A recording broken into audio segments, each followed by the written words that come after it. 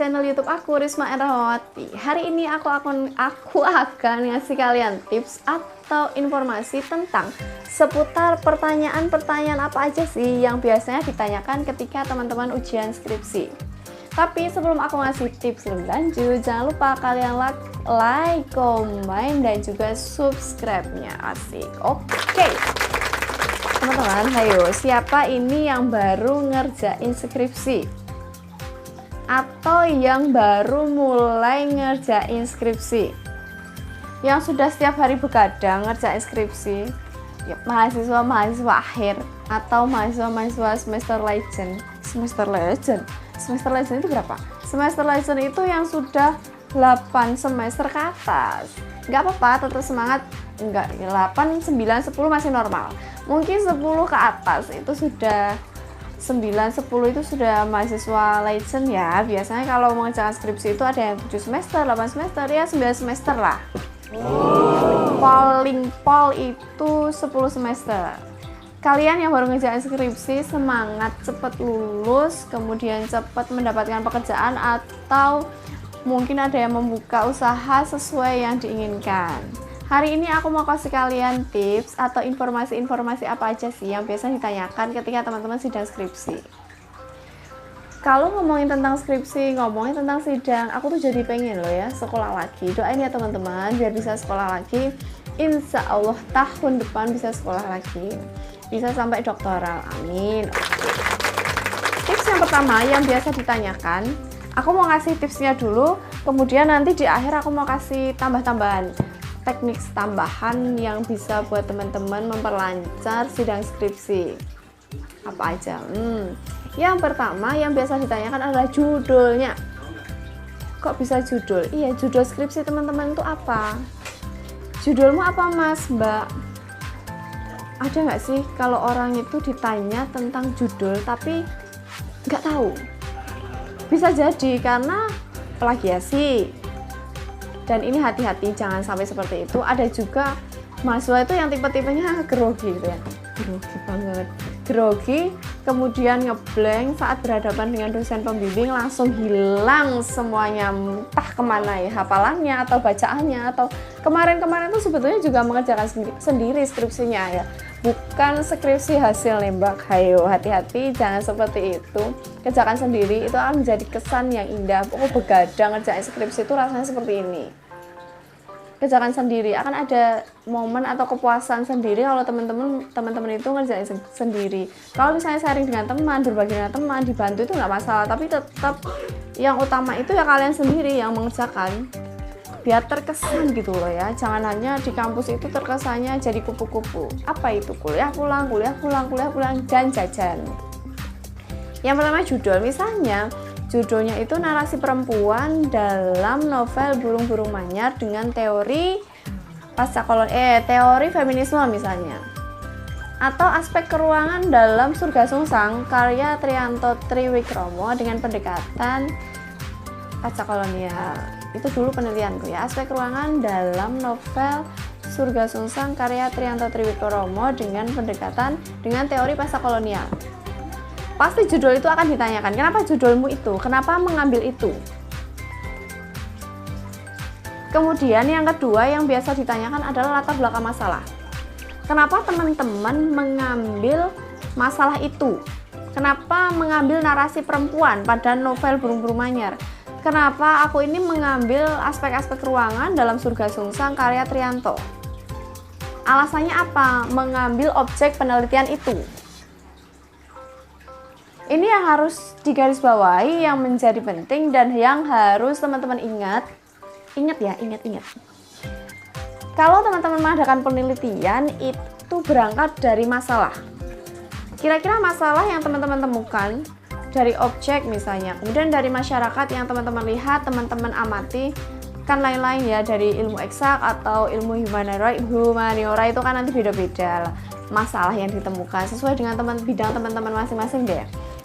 Misalnya, kenapa kok mengambil itu? Kenapa bukan yang lain? Aku ulangi lagi. Kemudian ketika teman-teman mengadakan penelitian itu harus berangkat dari masalah. Mas siapa? Berangkat dari masalah. Jangan berangkat dari teori. aku tahu teori ini nih, kemudian aku punya buku ini atau objek ini, aku sambung-sambungin, cocok logi, dicocok-cocokin, kayaknya cocok nih, kayaknya pas. Jangan gitu ya. Walaupun memang teori itu tidak bisa terlepas dari masalah, karena ketika kita belajar, ketika kuliah itu kan mengenal banyak sekali teori dari A, B, C, D sampai Z mungkin. Teori itu kita kenal, kemudian dalam otak itu akan ada ingatan, oh teori ini itu tentang XXX misalnya, tentang A, B, C. Dari pengalaman teori itu teman-teman akan bisa mengerti kira-kira ada satu masalah, muncul masalah, kira-kira teori yang pas itu teori X. Kalau teman-teman nggak pernah baca teori atau nggak tahu satu teori pun, susah. Susah kenapa? Susah menemukan masalah. Tapi jangan sampai membuat-buat masalah ya dalam penelitian itu. Harus temukan, harus peka, sering-sering membaca, sering-sering menganalisis, membuat tulisan. Itu akan membantu teman-teman dalam menemukan masalah. Kemudian di latar belakang masalah yang pasti ditanyakan adalah urgensinya apa penelitianmu itu. Kenapa teman-teman harus meneliti itu? Kenapa kok bukan masalah yang lain? Kenapa harus itu? Berangkatlah dari masalah. Kemudian yang ketiga yang pasti ditanyakan adalah pembaharuan dari penelitianmu. Kira-kira apa yang membedakan penelitianmu dengan penelitian sebelumnya? Apa yang baru? Apa yang teman-teman temukan? Kira-kira seperti itu. Kemudian pertanyaan lanjutan biasanya rumusan masalah. Ketika teman-teman mengadakan penelitian skripsi itu kan ada rumusan masalahnya, bisa 2 atau 3. Dan kata tanya apa atau bagaimana, bla bla bla bla gitu ya. 2 atau 3, maksimal 3. Kalau aku dulu 2, kalau aku dulu waktu S1 2, waktu S2 2 kayaknya 2. Aku dulu 2 karena aku pengennya itu udah 2 aja, tapi analisisnya mendalam. Tapi juga ada satu universitas itu rumusan masalahnya itu 1 atau 2, tetapi di subbab 1 aja pertanyaan globalnya, pertanyaan umumnya, kemudian nanti ada bab-bab yang akan mengikuti, maksudnya kira-kira bagaimana, kemudian di bawahnya ada anak-anaknya lah. Sesuaikan aja dengan kondisi kampus, permintaan jurusan dari teman-teman. Kemudian rumusan masalah nanti akan ditanyakan apakah rumusan masalahmu itu sudah terjawab di analisis, diisi. Sudah terjawab belum? Kemudian apakah teori yang teman-teman gunakan sudah pas atau cocok memang untuk menganalisis masalah yang teman-teman temui? Kemudian yang terakhir, yang kelima. Apa ayo kira-kira? Ada yang tahu? Kira-kira apa yang bakal ditanyakan ketika teman-teman itu sidang skripsi? Wow. Apa? Ya, betul banget. Simpulan atau kesimpulan. Kesimpulan dari penelitianmu diingat-ingat, teman-teman ya. Mbak, Mas, kira-kira setelah menganalisis dengan waktu yang panjang dari apa sih? Sama ini konsultasi dengan dosen dari awal sampai akhir. Kira-kira simpulannya apa? Harus ada pembaharuan dong di simpulan teman-teman itu.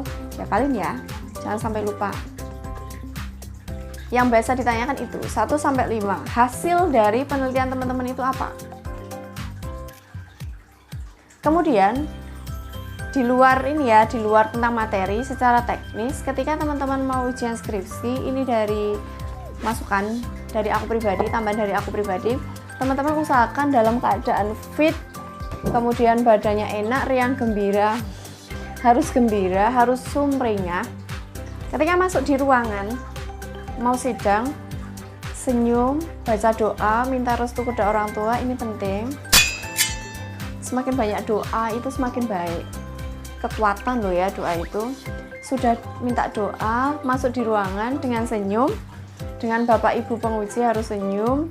Kalau nggak masa pandemi ini mungkin bisa cium tangan ya dengan ibu dosen atau dengan bapak dosen. Kalau masa pandemi ini ya silakan menyesuaikan, atau kalau teman-teman baru masa pandemi kemudian sidangnya universitas itu meminta secara daring atau secara online, ya sudah di kamera harus tersenyum gitu ya. Harus tersenyum, harus gembira, makan yang banyak, jangan grogi, itu penting. Kenapa? Kalau udah grogi ya sudah. Kalau udah grogi itu ya nanti bisa hancur semua. Hancur apa? Hancur hafalannya, ingatannya hancur. Padahal ya teman-teman itu kan ngerjakan sendiri, bukan skripsi yang tembak, bukan minta tolong orang. Bisa hilang semua kalau teman-teman udah grogi, itu udah menghancurkan semuanya. Jangan grogi, tetap tersenyum, berdoa, makan yang banyak, jaga kondisi tubuh.